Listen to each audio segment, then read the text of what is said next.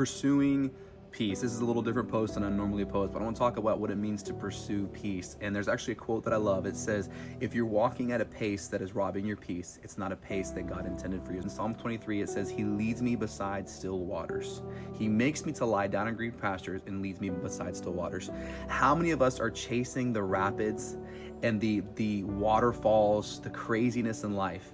But God is always leading us beside still waters. What does that mean? What are the rapids? A lot of times we feel overwhelmed and anxious about life, and it's not the devil, it's our own decisions that we're making. We're chasing clout, attention, wrong relationships, busyness. We're chasing riches, or overworking, become rich. We end up in the rapids, and we feel like we're drowning, and it hinders so much of our walk with God and causes anxiety.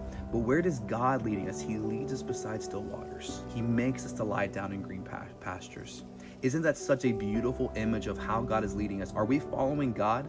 Are we chasing the rapids? Are we following God? Or are we chasing our own dreams and desires and say, God, where are you leading me in life? Guys, life's always going to be crazy. There's always going to be storms. There's always going to be crashing waves. There's always going to be craziness in life.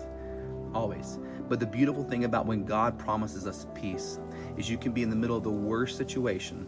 Matter of fact, I wrote a song called Peace in My Storm. It paints a perfect picture of what it means to be in the middle of chaos, in the middle of the storms of life, but you still have peace on you. And that's the peace that I want in my life. So I want to encourage you today, as you're pursuing peace, check your pace. Are you chasing the wrong things? Are you making time for your alone time with God? Because all your peace and your pace starts in the presence of God, and you have to make that a priority. Make the presence of God a priority in your life, and you'll start to experience more and more peace in your life. And stop chasing things that God did not intend for you. Focus on what God's have for you and make his presence a priority. So learn to say no. It's so beautiful when we walk in a pace that it only encourages us to live in peace.